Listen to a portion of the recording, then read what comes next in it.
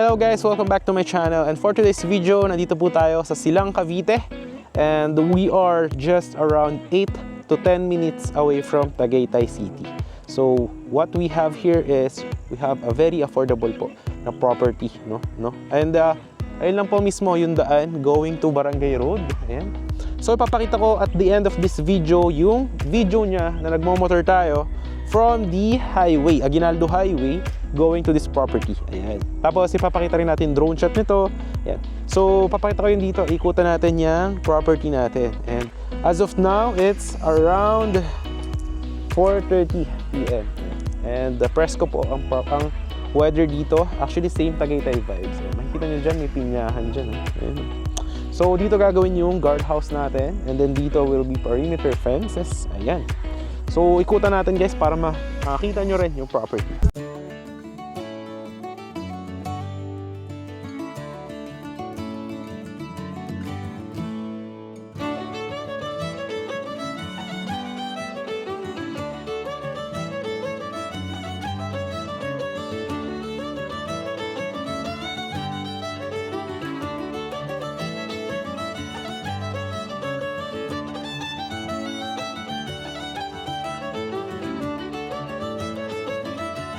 So, ilagay ko sa front view yung ating camera.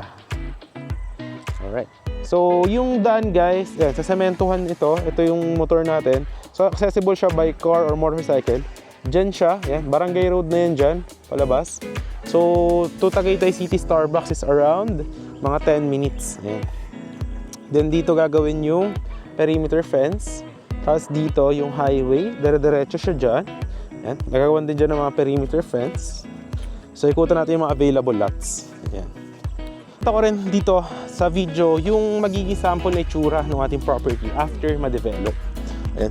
So kita nyo dito, malamig dito guys. Ewan ko lang kung ramdam, pero malamig ang simoy ng hangin dito.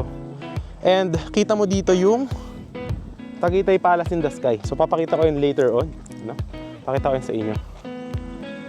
So ito yung ating gagawin na concrete road. Yan, diretso dyan. Yan yung guardhouse. Main road to. Yan, may kakaroon dyan ng highway papunta dyan. Then isa dito. Yan. So yan, puntahan natin yung mga available lots.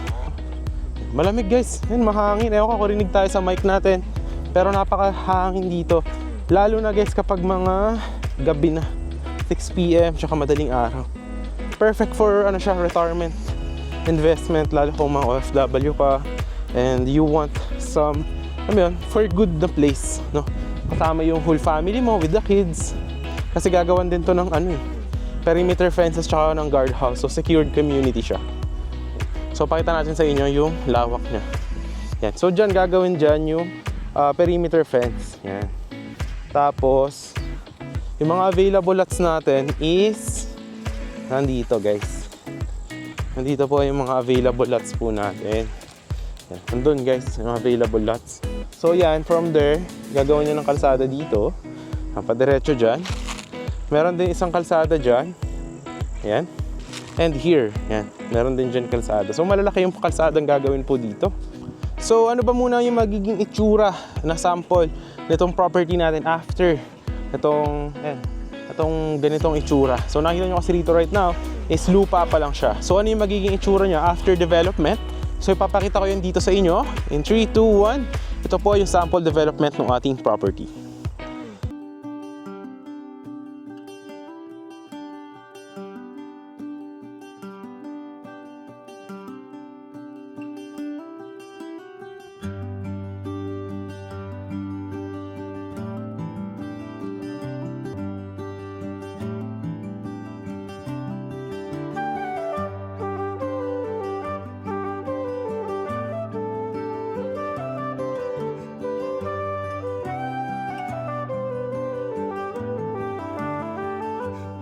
Yung sample ng mga development ng ating property.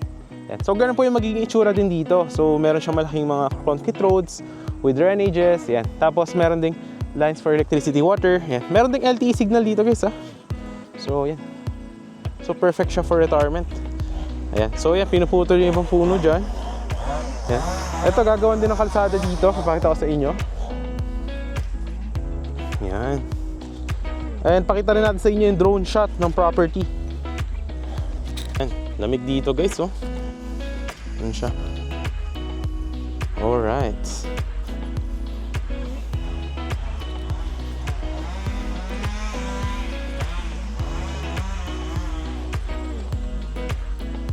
So yun guys, yung Palace in the Sky.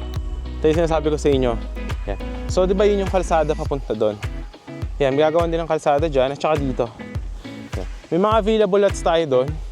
Mga 150 square meter doon. Yan. So yung Palace in the Sky, ayun, kita mo yan dito.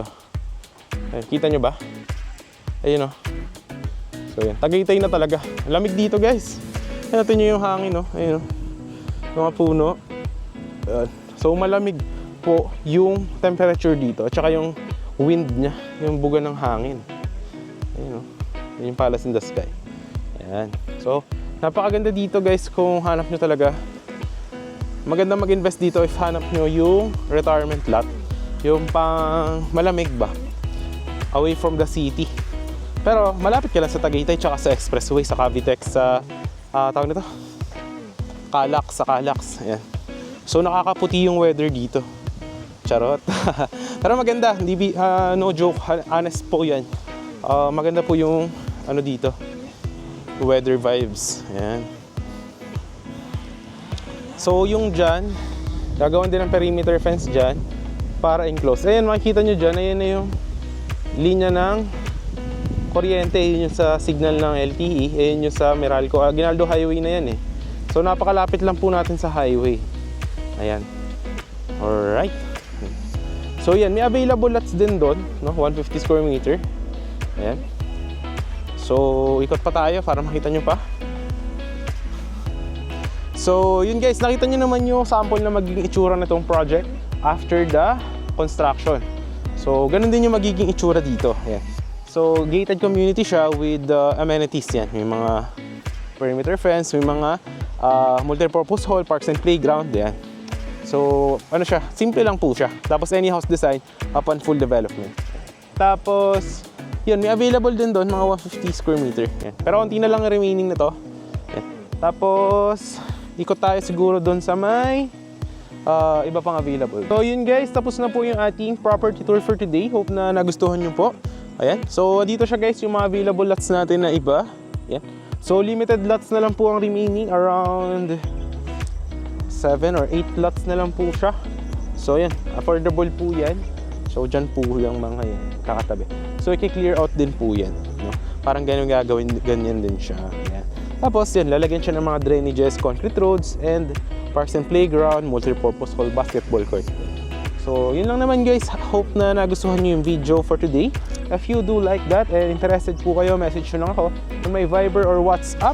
Yan. So dito po yan at Silang Cavite, around 8 to 10 minutes to Tagaytay City. Ayan. So maraming salamat sa panonood guys. Please subscribe our channel para updated ka sa mga next upcoming videos po natin. And papakita ko kayo dito sa huli yung video nung from the highway going to this property. So yun, panoorin nyo yun guys. And napanood nyo rin naman yung drone shot and magiging itsura nito. So ngayon kasi is ganito pa lang siya. So ide-develop na yan soon. Ayan. So, yun lang naman po. Maraming salamat sa panonood. And God bless po if nanonood kayo dyan, mga OFW sa ibang bansa. Ingat po kayo and have a great day with your family. Bye-bye and God bless to all.